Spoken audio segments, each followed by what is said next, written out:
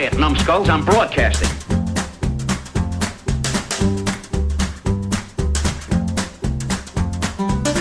Hey kids, welcome to Grumpy Nostalgia, the Second Look Cinema podcast, the show where we go back to the blockbuster new release wall of our memories, grab a copy off the shelf, pop it in the old VCR, and see what time has done to it.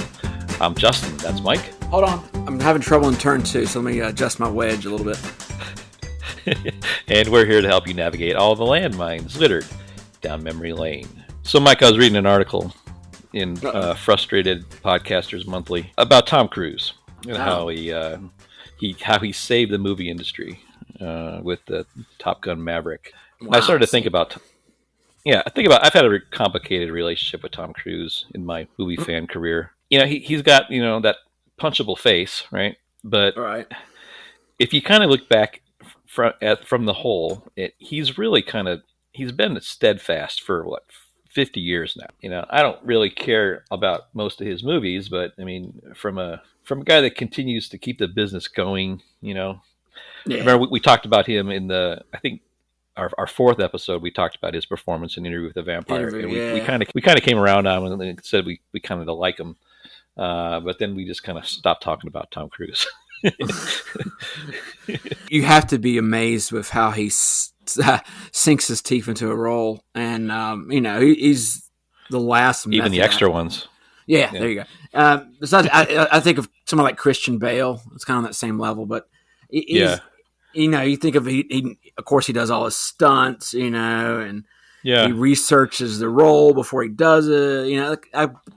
Maybe we'll put Brad Pitt in that echelon too. But it is a handful of actors that still can do this and do it on a love him or hate him. I know he's had a couple of clinkers in there, but he's always put in a good performance, and you can always rely on him to bring in the butts in the seats.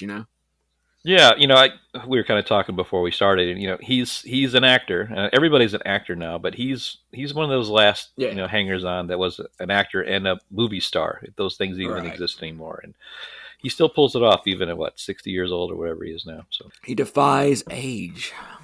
Yeah, it's the Christian Scientist stuff, man. Maybe he's got some.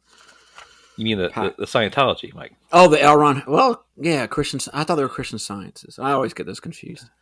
L. Ron Hubbard and his voodoo. When you get served tomorrow, you'll know the difference. All right. So you guys may have figured out we're talking about Tom Cruise this week. And more accurately, we're talking about Days of Thunder from 1990, Mike. Wow, a long time ago. So this one's important to me and Mike because this was essentially filmed in our backyard, my more recent backyard, but Mike's lived here forever. For those that aren't aware, the Charlotte area is NASCAR nation. Yeah. It's kind of died down a little bit. It's not as popular as it used to be. For several reasons. Yeah, it used to be that in NASCAR, all the drivers were local. Most all of them hailed from the South or the East Coast, Now you got Jimmy Johnson from California and the Bush brothers from Las Vegas, and you got some, I think Jeff Gordon's from Indiana via California. So, I mean, it's become more of a national footprint, and I think it kind of, lost some of its appeal here because how we don't like Yankees, and California means nothing. Yeah, it's a theme in this movie, by the way. Yeah, that's right. Yeah, what's so cool about this movie is it's like a portent of what happened with Jimmy Johnson and Jeff Gordon coming into the NASCAR. Out of that kind of out of staters. It introduced kind of a real colloquial kind of niche audience to the rest of the country, and they didn't like it, so they got turned off. Yeah. So kind of a modifier for a lot of Southern type cultural shifts, Oh yeah, when this movie was filmed here in '89 and '90, it was so big. I mean, you heard about it constantly, and it was there would be like Tom Cruise sightings in different Charlotte areas and such, and it was always this story about wow they're filming here today. It's always kind of cool, but the way they actually showed Charlotte in the movie is kind of funny with the farmhouse and the hills and stuff. That's kind of. People got mad about that actually. So, But that, that was interesting to me. That we'll get to that in a minute. So Yeah. last week on the Blues Brothers, I had my kind of walk down my personal memory lane with the Blues Brothers in Chicago. So this is kind of a parallels your kind of same story for you, but here in Charlotte. Yes, so, yes. Interesting. Let's see how meta that is, Mike. I meant that to be the case all along. it's like poetry. It is. It sure is. So, all right, enough of that crap. So this was directed by Tony Scott, who we lost a few years ago, brother to Ridley Scott. He's famous for a lot of, high testosterone action flicks, notably True Romance. Mike, one of your favorites, Revenge, was one of his movies. Of course, everybody knows about Top Gun and Beverly Hills Cop 2. Were Simpson and Bruckheimer the producers on a lot of his stuff? I think they were only collaborators. Okay. I think they did everything together. Yeah, that's probably part of the problem. What's interesting mix to that dynamic, though, is this was written by Robert Towne, famous screenwriter who we all know from Chinatown and Tequila Sunrise. He wrote The Firm, the first Mission Impossible, I think several others. His first collaboration with Tom Cruise. And Tom Cruise actually has a story credit, his only writing I saw effort. that was a red flag for me. I don't know why, but I saw a story by Tom. It was two people's names. I saw Tom Cruise's name. I was like, interesting. Yeah, I saw that. So, Tommy wants to drive cars today, so he's going to make a movie about it. So. But he figured out a way to get $60 million from the studio and got a bunch of good talent around him. And this was released on June 27th, 1990, Mike. Oh, my goodness. Oh, yeah. I remember that well. So we talked about the talent pool here, Mike. Why don't you walk us through who is in the pit row? Oh, in pit row, we have our lead, Cole Trickle, played by Tom Cruise. Who, named after one of the most unfortunately named drivers of all time. Yeah, Dick Trickle, who he actually won a race in the 70s, and after that he was always kind of a hanger-oner. He would qualify for races, but always would finish anywhere from 38th to 43rd usually. But the name, you gotta love the name. Gotta love it. Yeah, and we were just talking about Cruise. This is one of the few roles I've seen him in where I'm not gonna say he looked bored, but there seems like there were times he seemed disinterested in this, and it's at least for me, it came through on the movie. Well, I got a theory about that. The way this was shot, they kind of took the starch out of the movie. A lot of momentum was lost on a lot of creative difference. So we'll get into that. But, let's go through the cast. Yeah. And in this movie, he meets his future wife, Nicole Kidman, who is a head doctor, neurologist, I guess, in this movie. She's an Aussie with a perm. I think the movie that came before this was Dead Calm, which great movie. She's in bikini most of the movie, so it's really good. Great film noir, Lucky Sam Neill. And then we have our crew chief, who's played by the crusty Robert Duvall, who in about I'm a big Robert Duvall fan, but he's always he's kind of like Dan Aykroyd from the Blues Brothers. He can't really carry a movie on his own, but he's a great second guy or wise. He's the prototype supporting actor. Yeah, concierge. Yeah, he's that guy. And even I think in movies like Colors with Sean Penn, he's a great cop. Oh yeah. Great Santini. He's not the lead, but he makes that movie as the dad in that one, where he's like the Marine veteran. Oh. And, anybody that thought their dad was hard on him needs to watch that movie. Yeah, watch that. Watch that movie, sports fans. And then, of course, he was in Godfather 1 and 2. And who can forget he was Boo Radley in that's right. Yeah, classic Kill a Mockingbird. Yeah. Then we have our car owner, who is actually, in this movie, he operates City Chevrolet, which is actually a car dealership in Charlotte, which I thought was funny. I don't know if City Chevrolet existed before this movie or not, but that's interesting. But he plays Tim, the car owner, and I think he's kind of modeled after Rick Henrik, who is a car dealer here locally that owns probably, I'm going to say conservatively, about 25 to 30 dealerships around the Carolinas. That name may mean nothing to anybody else outside the country, but for a 20-mile radius around the Charlotte area, this guy is Michael Jordan, Prince, all rolled up into one. He's just he's George Steinbrenner. You think of all the things. He's owned so many winning racing teams in NASCAR, and it's kind of interesting in this movie. They're like, wow, you have two drivers. How can you do that? At the time in NASCAR, it was kind of weird to have more than one race unheard team. of. Yeah. Yeah. And then in this movie, they make reference to it. And then, obviously, like I say, later on, Rick Hendrick, who's the real guy, has 5 racing teams. Yeah. But yeah, in this movie, Randy Quaid plays this person. And, currently He he's sure does. He's kind of a plays the hell out wacko. of him. He believes in aliens are among us right currently, but he plays this role pretty well. Kind of goofy, but he's serious. He's a veteran of our podcast from Independence Day, so you got to give him that. And then John C. Reilly. This is one of the first roles I could think of him in, and a rare subdued role for him. Well, when he's not with Will Ferrell, and compare this to Talladega Nights, this is a little bit different role. He's one of the pit crew in this. Then we have our 2 villains. One is of course Michael Rooker, who I swear he's playing the same role he had in Cliffhanger, where he's like the abrasive friend to Sylvester Stallone in that movie. In this movie, he's that with Tom Cruise. He's kind of, if anybody out there knows who Dale Earnhardt was in racing, this is kind of him. His character was modeled after that. But he's the driver who seems to win every race until our hero Cole Trickle comes along.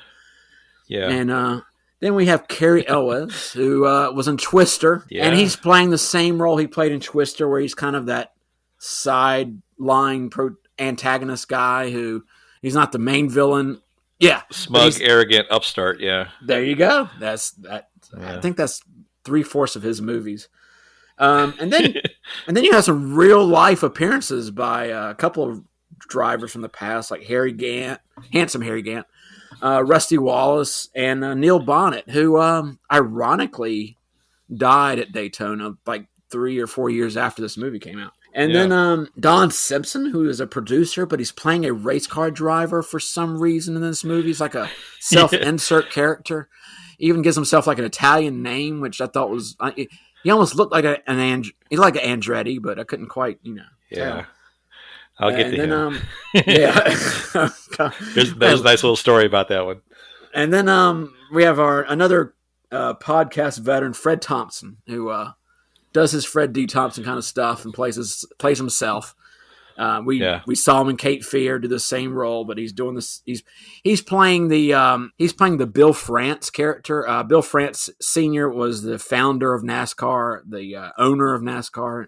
His son operates it now, but in this, he's kind of I'm not going to say maybe a centric character in his own right, but I guess because they had to get so much help from NASCAR, they probably couldn't make him look too bad in this movie. So probably Fred D. Thompson was a good choice. And there's your cast. Yeah.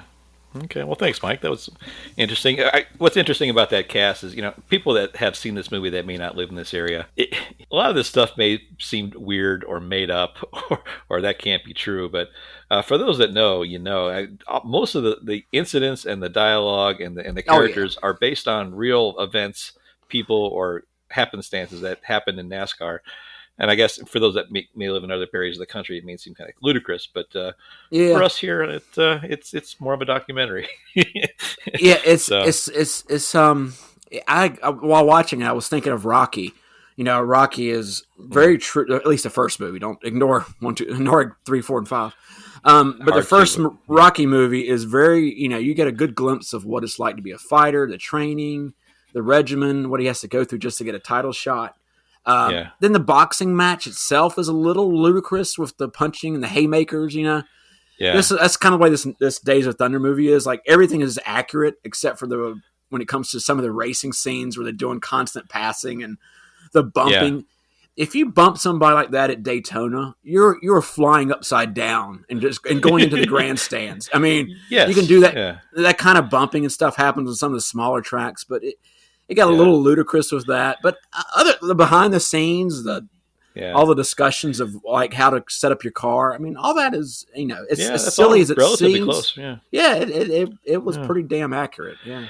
Yeah, they made a few allowances for physics to make the movie a little more dramatic, but let's talk about a few other allowances. So Cruise, first got the wild hair to want to make this movie after he did a movie with, of course, a great movie with Paul Newman called Color of Money. And Paul Newman was a race car driver, and they went out driving one day, and they drove test cars. And his first, wow. they actually went to Rick Hendrick's track and drove one of the test cars. And Tom's first attempt, he got up to 180 miles an hour, just like was captured in the movie, Mike. So that kind of got him wanting to do a racing movie. Most of this driving, however, was not Tom Cruise. It was a stunt driver because of insurance reasons. So Tom was not very happy about that. They actually ended up wrecking about 35 cars during the course of filming. Nice. And given that there were constantly delays for set problems, but most of it was between Tony Scott and Robert Town, rather. They just did not see eye to eye on a lot of things, and that they would extend the filming days to like 12 hours, and they'd actually only film about 4. The other 8 were spent with those guys arguing about where the plot should go, which the plot seemed kind of cut and dried to me, plot by numbers, but they saw more to it, obviously. Yeah. Their arguments must have been really protracted. Yeah, it must have been really, really minutia there. But this was at the time, this was Tom Cruise's first PG-13 movie, and it is to this day the only PG-13 movie that the Simpson Bruckheimer team had done, and as well as Tony Scott. So they were kind of dabbling into the masses for this movie. It didn't have the R rating, so they wanted to get a bigger audience, and they didn't quite know how to dial that in. So we mentioned NASCAR legends. Richard Petty was on his first viewing of the film. He said the only thing they got right was the numbers on the sides of the cars. Yeah. There was some funny comments from drivers at the time. I remember. They at the end of the day, it probably did a lot to promote the NASCAR brand, but we'll get into that as we go. So this was back in 1990 when NASCAR was just really hit. That's kind of the salad days of NASCAR. It was really hitting its peak then. But some other things that were going on in 1990, Mike, that nerds like us might be more appreciative of is on the top charts we had Madonna with Vogue. Remember that? Wow. Keeping the woman theme here. Wilson Phillips with the song "Hold On." For one more day. One more day. Roxette, "It Must Have Been Love," the power ballad. But it's over now. Yeah, and keeping the feminine theme, the New Kids on the Block had a hit with "Step by Step," Mike. So Nirvana, "Where Art Thou?" But it was close. It was coming on the doorstep.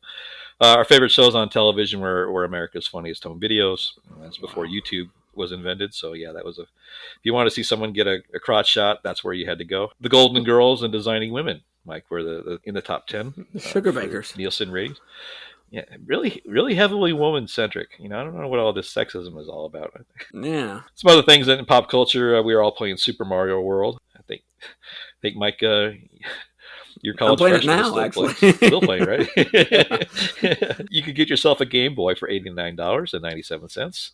Wow. A couple other things in 1990 that I thought were funny. Sammy Davis's widow had just had his body exhumed to salvage $70,000 worth of alleged jewelry it was buried in, so that she could pay off taxes. So class move right there.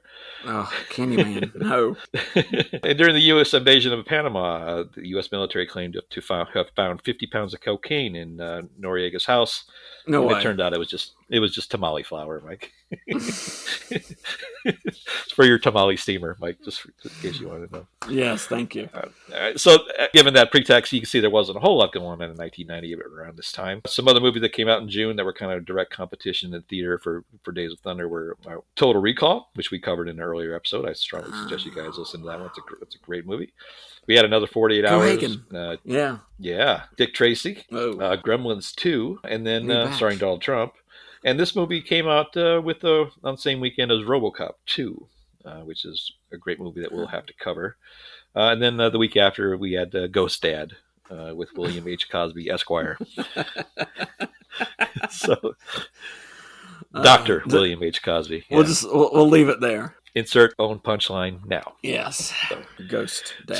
So we kind of talked about the folksy charm of the NASCAR appeal in our area of the country, and it played relatively well in other parts of the country, but we'll kind of get to that after we kind of go through a rough... you want to take a lap around the track, Mike, and just talk about what happened in the movie here? Yeah, but look out for turn 4. It's notorious. Yes. All right, I'm going to go high. I'm going to go on the high side, Mike. Okay. All right, so this movie is essentially just kind of 8 music videos combined into one big movie. So, Mike, if we're in the theater, are you ready? I'm ready for the montage. All right, hit the button.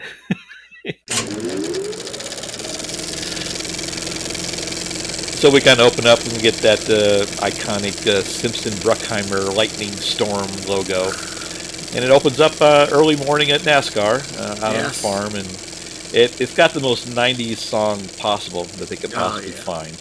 And they're kind of showing early morning at, I think it was Daytona. Yep. You see, the campers in the midfield, and you see Hans Zimmer name come up. If you're in for a lot of tasty guitar licks.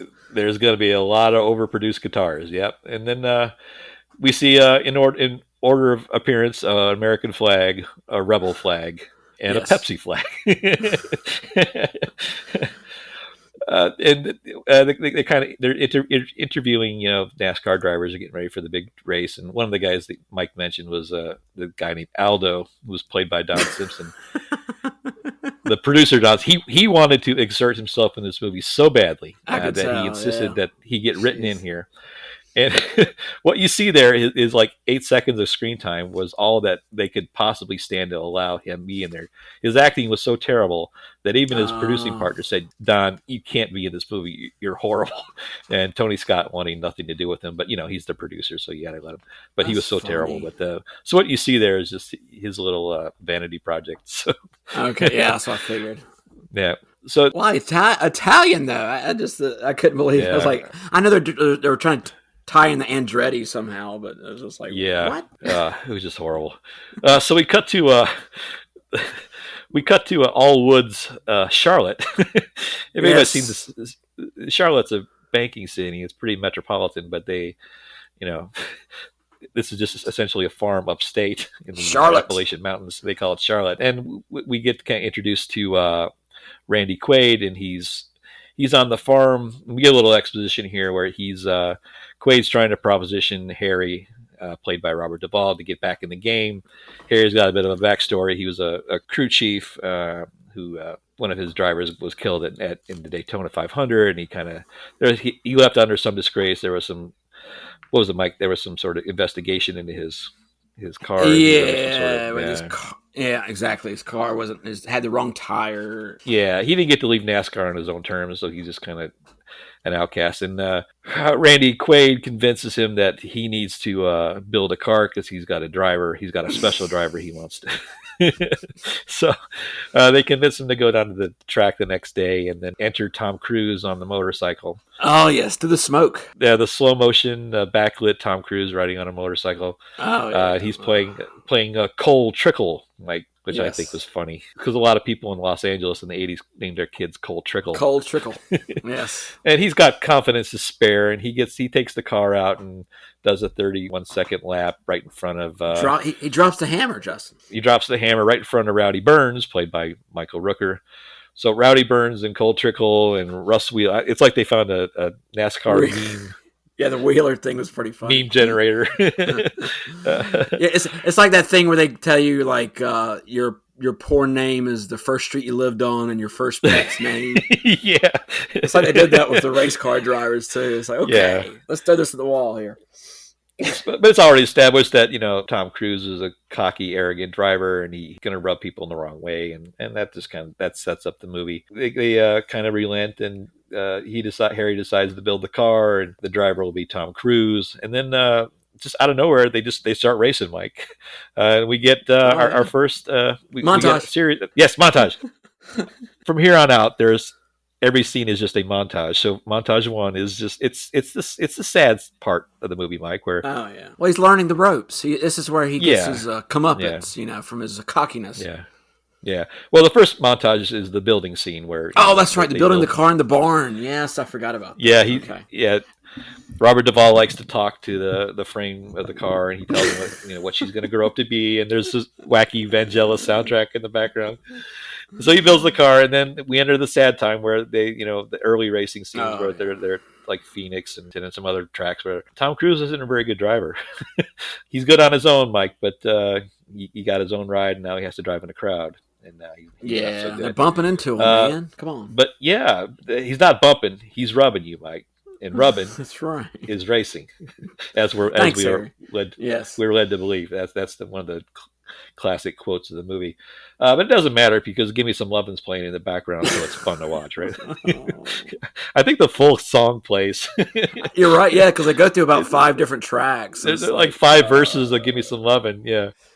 So Yes. there's a lot of blow ups and nobody likes anybody. And finally, Robert Duvall he confronts Tom Cruise and they explain to him that, this isn't working and you need to let me teach you how to drive and all that kind of thing. And Tom concedes to Harry that he doesn't really know how to drive. He doesn't know what the terminology means. He literally does not know the language of NASCAR. So they have a little breakthrough moment, right? So he starts listening to his mentor, which is a common theme for every Tom Cruise movie, by the way. But so enter Darlington, where Cruise is kind of racing his rival now, Rowdy, and they're smashing each other around the track, throwing physics out the window. And he actually wins his first race, Mike, and now's the good time. That's right. He passes him right in the last second, too. It's an amazing. Yeah, on the outside, which you're not supposed to do. And he made up he made up what, 8 laps, Yeah. or 8 places in about 3 laps. It was crazy. Right, yeah. So he passes on the outside, which is extremely important to the plot later, Mike, so don't forget that, okay? Okay. All right, I got it. So it's just a series of continuous races, and they become rivals, him and Rowdy, and then they get to the Darlington Speedway, and they're banging it out, smashing each other around, and, turn 4 Darlington, Mike, that's ominous. It's legendary for, it's a place where drivers go to die. Yeah. Is that really true? No. Shocked. At the time when this movie was made, where turn 4 is where turn 2 is now, which is, I know it sounds weird, but they changed where the start finish line is now. But anyway, it was turns 1 and 2 at the time that were the bad, because that's the tighter part of the track. And anybody who knows Darlington knows that it's not a oval, so it's more narrow at that end, so it's harder. It's like an egg shape. Yeah. Yeah, exactly. And you end up getting they call it the Darlington stripe, where everybody hits the wall. So you end up getting these marks on your car. So every turn at that track is bad. I don't know why they kept saying turn 4. No, the whole track it's a paperclip basically. It's not an easy track to drive for anyone. Well, not everybody's from Charlotte, Mike. That's true. Okay. All right. So these 2 monkeys are running around smashing into each other, and they ultimately kind of smash into each other really bad, and they both kind of crash their cars, and they both exhibit some sort of traumatic head injury, so they go into the same hospital together. And we get introduced to Nicole Kidman, who's the sexy brain doctor, Mike. Yes. What I liked here is she kept her accent. I know, right? Australian accent. Yeah, that was weird. But even though their brains have been scrambled, these guys are still, at each other's throats and very antagonistic. And it turns out Rowdy's had a little bit more severe brain damage than Tom. Tom spends a good 30 minutes of the movie here just kind of romancing Nicole Kidman. I think it was literally 20-minute love scene. Just went on and on and on. Okay. Did you have a feeling of deja vu when you saw the Sweet and Low sugar packet scene where he's got 2 packets laying on her leg and he's showing her how race cars draft each other? What are you talking about? The Armageddon scene? Yes. Scene? Yes. Oh my God! Get out of my head, Mike. There you go. This was the Liv Tyler Ben Affleck scene before that scene, and I was like, "Oh my God, no, they did not." And not done any better either. No, this is sappy and crappy. Yeah, so this is the part of the movie where you can get up and go get some popcorn, go to the bathroom, talk to your friends for about 5 minutes. You don't really miss a whole lot here. Yeah, go to that other movie, Gremlins 2 or something. Go watch a few minutes of Gremlins 2 to see Hulk Hogan or something. Exactly. So when you actually go back into the theater, you'll see that Randy Quaid, because he doesn't have a driver now, decides to hire someone to fill in for Tom Cruise in his absence, and it is the little snot-nosed Carrie Elways playing Russ Wheeler, who joins the team to fill in for a while. So Rowdy isn't recovering, as we talked about, and Tom's sad about it because they were kind of forced to kind of become friends, at least frenemies, Mike. They was it Joe Don Baker guy? What's his name? Fred Thompson. Who played the owner of NASCAR, sat him in a room and made him behave. Oh yeah. So they kind of gave him a common enemy to kind of bond against, and they kind of ultimately have like a mutual respect for each other. Yeah. But as the season kind of grinds on, we get back to the sad part again, where Russ Wheeler has kind of usurped Tom in his position, and Tom's slowly trying to get back in the game. But Let me quick. I don't. This is a movie we may do in another podcast, but in Top Gun, after Goose dies, doesn't Tom Cruise have spoilers. trouble? Oh, sorry. Stop it. I'm sorry. Yeah. Doesn't he have the same issue in that movie where he has trouble getting back in the cockpit and doesn't want to fly, or he's worried about crashing or something? Yeah. This is the same plot structure as Top Gun. It's essentially Top Gun 2. It's just on a track. He had the animosity with him and Rowdy can be paralleled with him and Val Kilmer. And he's got the mentor similar. But that you're exactly right, Mike. So Randy Quaid's team's kind of coming along, and it's led by Carrie Elways, and no one likes that. And he's driving the Hardy. He's driving the Hardy's car too. Yeah, the Hardy's car. So they end up kind of racing each other after Tom kind of gets back in the game a little bit. Rowdy's still on the sidelines, and he's trying to get back his bearings.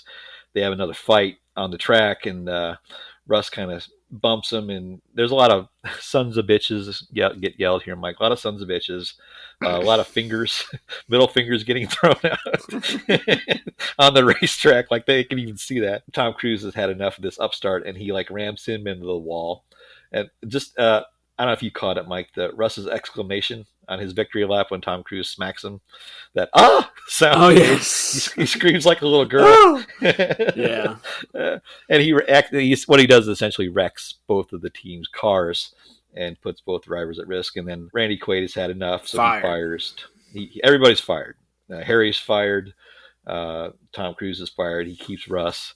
So now Tom Cruise is a pariah, and they're getting close to the season ends, and it's sad again, and they're getting close to like the last, the next season, because the Daytona is like the biggest event in NASCAR. That's their first race of the year. It's weird because for people who don't know NASCAR very well and know other racing sports, it's weird because in NASCAR it's the very first race of the year that's the biggest, and it's ironic that it's kind of like our Super Bowl as far as racing goes. When you think of Indianapolis 500, it's kind of in the middle of the season. I think there's some Formula One races that are not quite like that, but it is the big one. So everybody wants to win it. And once you win it, you get sponsorships, and you get kind of, it's like winning the Masters in golf. It's big, It's an important race. So that's a good segue, Mike. So this kind of sets up the finale.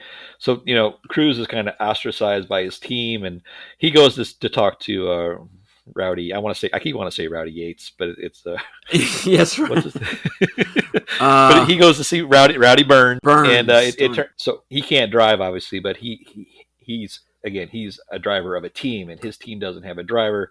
So Rowdy asked Tom to drive his car in Daytona, and I think they kind of stole this from. Remember the Simpson episode with the soapbox derby where Nelson designs his car and he asks Bart to drive it so they can beat Nelson. They just ripped off that plot line. That's all I could think about. But the Simpsons was done more realistically and more mature. Sure. So we get into the big Satriani music fueled finale where that's.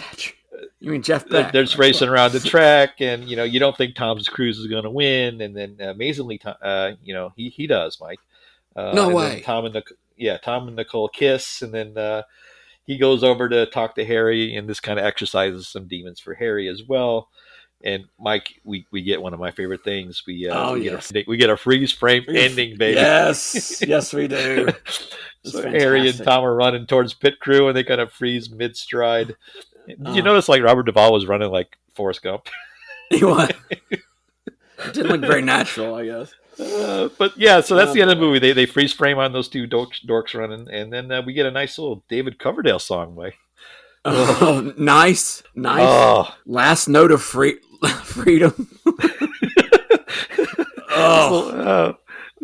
Me, the last note before my ears started bleeding. It was the same. 90. I don't know. It was the same song from the the end of Space Mutiny. The same kind of just almost a guy just almost screaming and just every '90s action movie we've ever watched has this horrible song. Yeah. I mean, just go down the list: Speed and oh yeah, Respect the Wind, Speed and Twister and Point Break, and it's great, but it's also awful and terrible. So, but that's the end of the movie, Mike, and it was an hour and 47 minutes long. I felt it. And my favorite part was when the credits stopped rolling. That was great. So let's talk about some awards and accolades. So this had a $15 million opening, not really big, considering the film's nearly $60 million budget. It ended up doing $82 million, and not what they were really expecting to do. So they needed about $100 million to break even. So this one didn't. It really kind of underperformed. The worldwide box office was about $158 million. So it ended up being the number 12 box office in 1990. That year, Ghost, Pretty Woman, and Home Alone were the top three, respectively. It got an Academy Award nomination for sound, but it lost to Dances with Wolves. You remember that's the year Dances with Wolves won everything, including beating out several categories where Goodfellas was considered. What, Silence of the Lambs that same year too, or was that 91? Okay, yeah, the next year, yeah. So it did win a BMI Film Award for Hans Zimmer for its amazing soundtrack. What? That guy, I swear. Is that the Body Mass Index Film Award? I don't know what that is. Oh my gosh! I mean, I've heard better soundtracks from like a Miami Vice episode than this movie. Yeah, it's it was not good. Yeah, no. The poor box office led to a breakup of the Simpson and Bruckheimer team with Paramount. They had kind of collaborated forever. In fact, Paramount wanted the producers to carry about $9 million of their next project out of their own pocket to make up for the loss of this movie. And the guy said, Good. we're not going to do that. So they went off to do bigger and better things. So yikes. So let's, why don't we just jump into our grumpy meter right away here, Mike? Why don't you go first, since you're the local and you may have a different perspective. Wow. I have so many thoughts. This is going to be very random.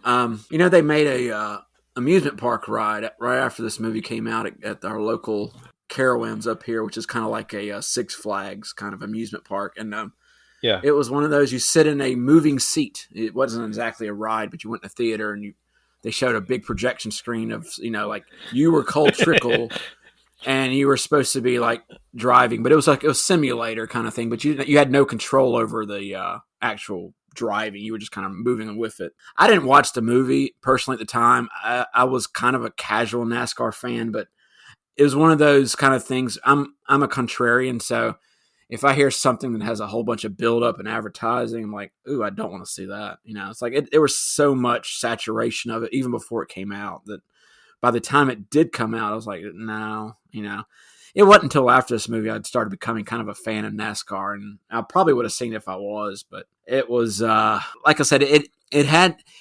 What this movie was ingenious about was the product placement. It was almost a movie that instead of being produced by Simpson and Bruckheimer, you could say it was produced by NASCAR. I mean, NASCAR must have just been over and said, thank you for making this movie, because they allowed all the footage from all these drivers, and they even have some of the drivers in there.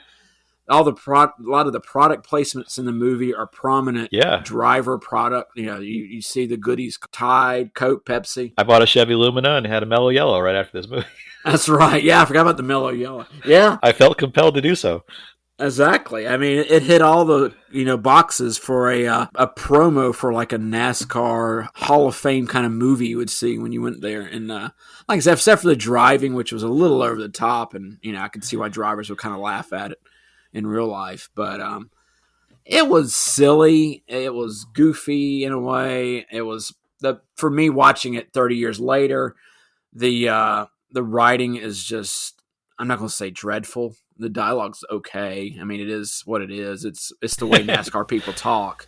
But as far as the plot itself, it's so just like a NASCAR. After a race, they have a template they put on top of the car to make sure that the spoiler wasn't adjusted wrong or the tire wheel well was the right size. And if your car doesn't pass inspection at the end of the race, you could not, you could possibly lose out on the money. That's what this movie reminded me of. It reminded me of like, okay, a NASCAR official at the end of the movie put a template over it and said, yeah, this will work. This and even the music and like you say, the American flags and the rebel flag there at Daytona, it all hit the right buttons for people that would love NASCAR. But it was missing some depth to it. It was just on the surface, but like I said, as far as showing NASCAR, it was on the nose and showing this area. Yeah. I mean, it's a good representation of the sport. And it probably played to its audience. Played to its audience pretty well. Yeah. But the crossover appeal probably wasn't really there. Right? Yeah. Obviously. Yeah. Like I said, I wasn't. I'm even in this area. I was a very, very casual fan. I remember seeing a couple races when I was a kid, and what would you do? You would sit at the front row of these tracks. And it was really cool because you get all the tire debris in your drink, and it was kind of neat to see all the pieces of tire. But there was no appeal as far as me wanting to see, a movie about that. I don't know. Right. Like I said, that's coming from a South Carolina person, which this movie should be our official state movie, but it is. Yeah, there you go. It got disqualified. Yeah, so that's right. So I'm kind of the same way, Mike. I had a contrarian view of this movie because I was sick of Tom Cruise at that point in my life. But I did end up watching bits and pieces of it here and there, and I probably only gave it like a 2 out of 5 on my first watch, and just the apathy for NASCAR, and it seemed like it was just trying too hard to be something. But as I got a little older, my father-in-law is a big NASCAR fan, and when I was courting my wife, I thought it might be a good idea to have a nice in. So I kind of immersed myself in it to have something to relate to and get in his good graces. I didn't need to, but he, I knew he appreciated it, and we went to a couple races together. And I remember, to your point, this was my first race, and what they don't tell you about in the brochure is that you can't hear anything for 5 or 6 days after.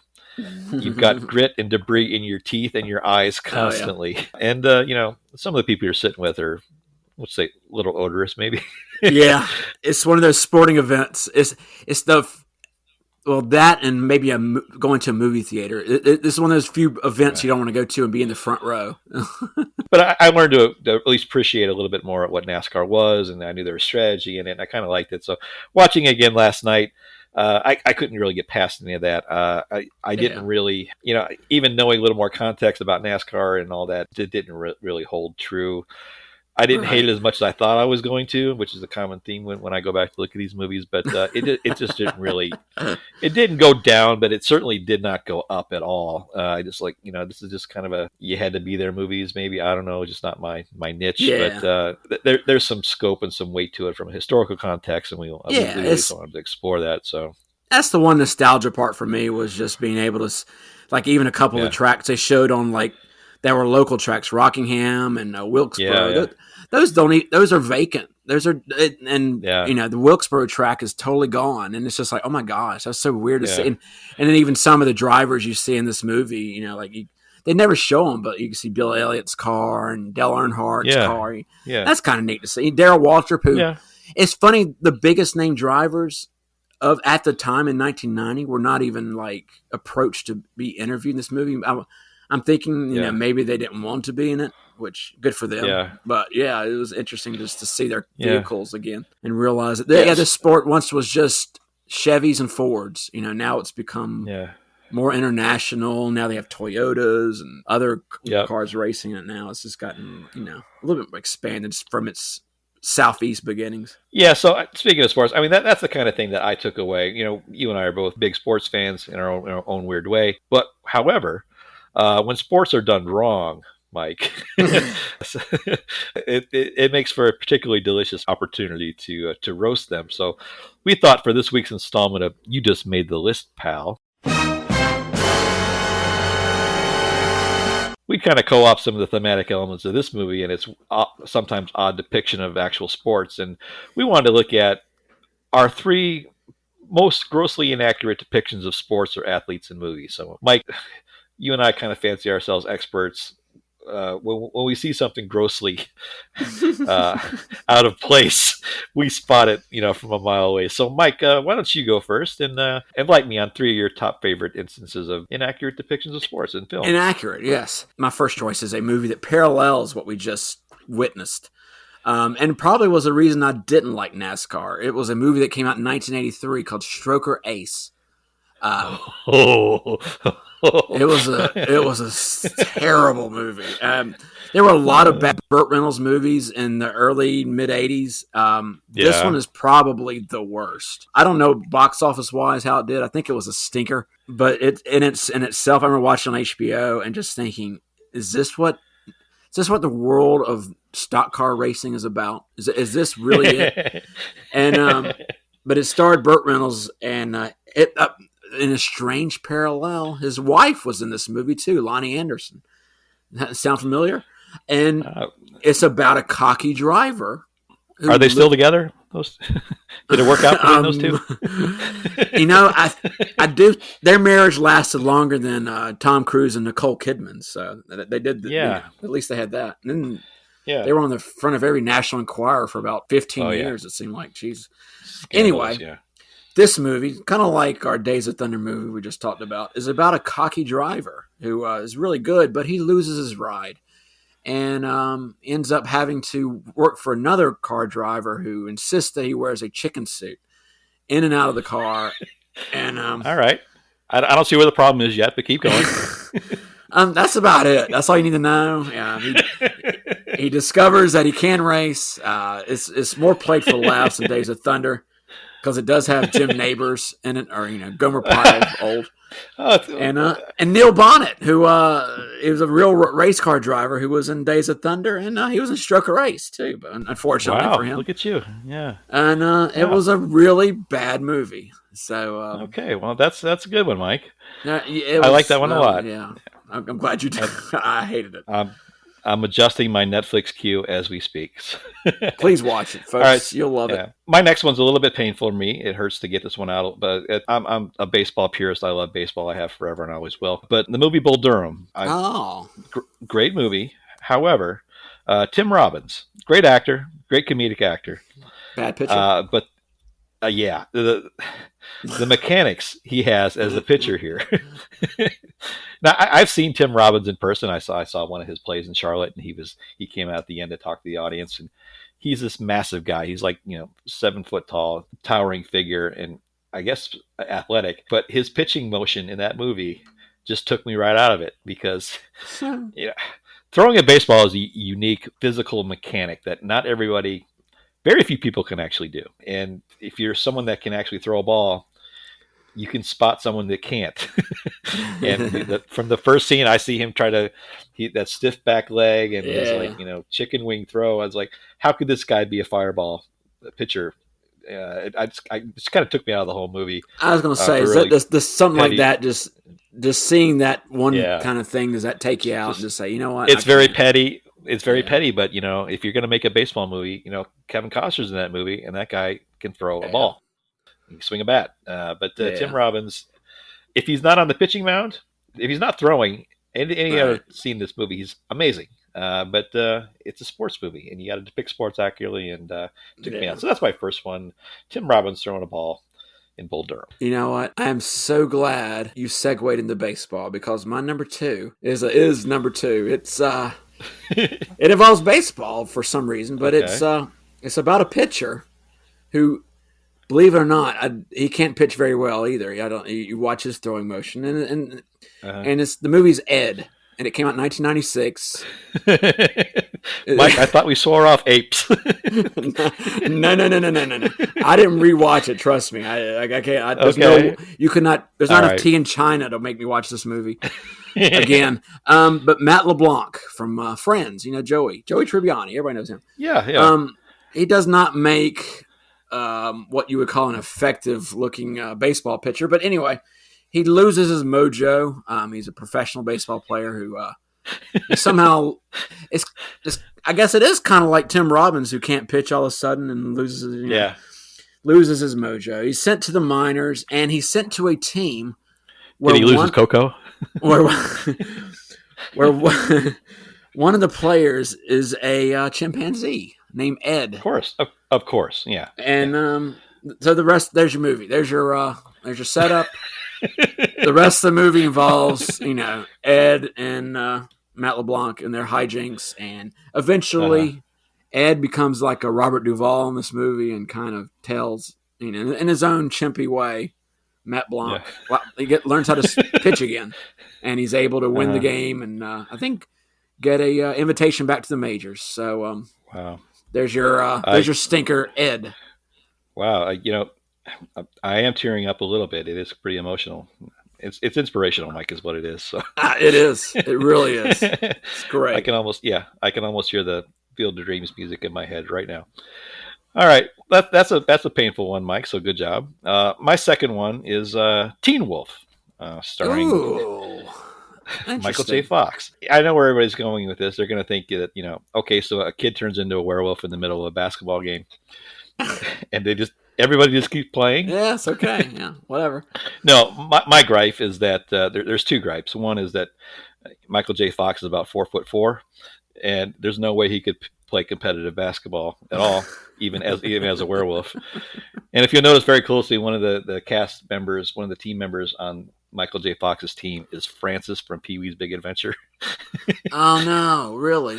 Oh, yeah, tucked into a very tight basketball uniform. So he was your starting five.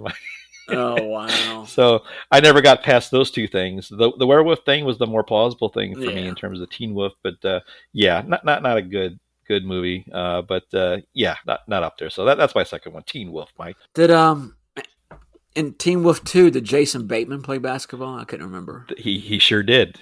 Oh, I don't know. Probably. Who cares? Who cares? Sorry. Who cares? So, Mike, we're going to our final pick. Maybe hit me with the big guns, and maybe throw in a couple honorable mentions if you got any extras on your list there.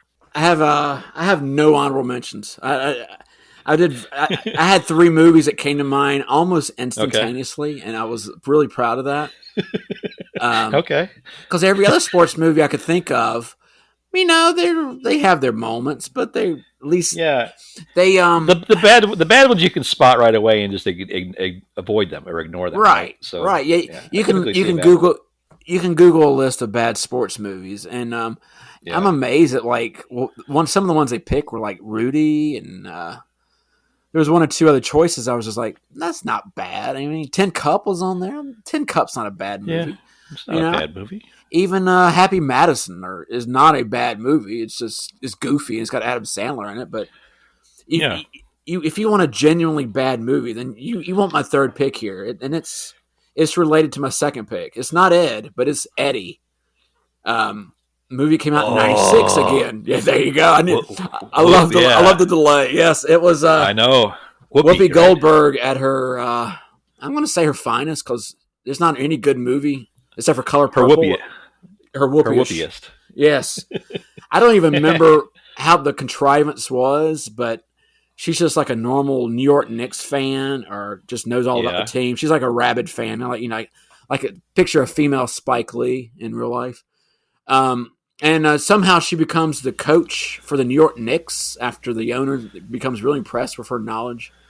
And there's your setup. She is the coach of the New York Knicks, and of course, they end up. You have some terrible performances by real NBA players mixed in there, and it's and that just like I said, with that premise and that setup, you can't go anywhere but bad, and that's where this movie goes, and it just continues to go there. And most of these are premise setups, aren't they? They're built on one premise, pretty much, and sometimes it's the people in them, like Matt LeBlanc, outside of Joey Tribbiani, and I mean you think of the Joey Show and this and Ed, and I think he was on something pretty good on HBO, but other than that, I mean. Just the setup, you're like, uh-oh. You see it coming. This is gonna be really bad. Oh wait, I got an honorable mention. I just thought of one. It was Gus. Do you remember Gus? It was about a mule that could kick field goals. Yeah, had Don Knotts in it. Of course it was. That was a silly movie, but it wasn't bad. But there you go. There's your honorable mention. We've triggered a repressed memory. Thanks. Good job, Mike. I'm going to use. Eddie the Eagle. Speaking with the Ed thing about Eddie, the guy from England who was a ski jumper. So that wasn't a bad movie. Yeah. Though. So that was a good one actually. Yeah, there you go. Well, I'm going to take your premise about the crap we presented and just kind of rolling into my final pick. I think it applies perfectly, and that's Nacho Libre, the wrestling epic, the luchador epic, starring Jack Black, who really went subtle for this role as well. Right. We've talked about my feelings about Jack Black several times, but just horrible movie. We fancy ourselves wrestling fans, Mike, to see wrestling degraded this form. Yeah. However, there is one notable exception, Mike. For 2 minutes and 36 seconds of this movie, it is complete genius, and that is when he fights the tag team terrors, the hairy little beasts. Remember the little people that have completely covered in hair and ram's horns, and their only dialogue are pig squeals. But they spent about 2.5 minutes beating the crap out of Jack Black, and I think it's That's perfect glorious. film history. So but again, the entire movie just not good at all. But that was my least favorite. I got a couple honorable mentions too, Mike, in honor of the ones you may have missed. I think we're talking from the gymnastics standpoint. You had the Kurt Thomas. Gymkhana. Gymkhana. Yes. Oh, I forgot about that. Great movie where they just take a random gymnast and teach him. He's a spy. Teach him how to kill. Yes. Use his skills to kill people in Eastern Europe. Great movie there. And Mike, I left this one for you, but you didn't take it, so I'm going to swoop in through an honorable mention. I'm talking about a very chubby Michael Caine playing a center back in Victory. Yes. The John Huston classic POW epic where you know what? You were just talking about Tim Robbins not being able to pitch. Yeah. At least Michael Caine had the wherewithal to not show off his soccer abilities in the movie. There's one scene where he makes a pass on the wing, and that's it. That's it. Yeah, there you go. He knew his limitations, though. And they let Pele do the rest. So that's my favorite. So okay, those are 6 really horrible movies, and I feel. And for those 2 people listening, possibly in Italy right now, I want to mention a movie, Six Pack. Which you would have no idea what that was, but it was a Kenny Rogers vehicle where he's a race car driver who's saddled with a pit crew of children. 6 children. 6 children. That's right. The only thing good that came out of that movie was the classic phrase, "I need to shake some dew off my lily." That's what you remembered. Okay, that's what I remembered. There you go. All right. Well, Mike genuinely finds the bottom, and we just did. So nice job, man. So that's going to kind of wrap it up, guys, for this week. Just a couple plugs. We want to give a shout out to another podcaster that's kind of been helping us kind of get our word out there. You guys want to check out the Serial Books podcast on Spotify. It's hosted by Tyler J. Koch. He's an author and a musician from Canada. Kind of reached out to us and kind of helped each other cross-promote our podcast. So you can check him out on Tyler J. Koch on Instagram, and he's got an amazing series of books that he reads in serial form, and we've really enjoyed it. So hats off to Tyler. Thanks for listening to the show. Just want to give everybody an update that Molly is going to join us next week on our next episode. We're excited about that. And we got after that show will be our season 2 finale, and we'll be getting ready to gear up into season 3. And we don't know how to quite say this, guys, but every episode we release gets more downloads than the previous one, and we are building quite the healthy audience, and you guys are completely responsible for that. So we want to thank you guys again for making this dumb little thing we do worthwhile. All right, so you can check us out on our Instagram page. That's at Grumpy Nostalgia, and you can also send us an email at nostalgiagrumps@gmail.com. So that's going to wrap it up. Mike, anything else you want to say before we head out? No, but I do love the smell of gasoline in the morning. And I need to go get my monkey a new football, and you know why. All right, so for Mike James, this is Justin, and we will see you again next time.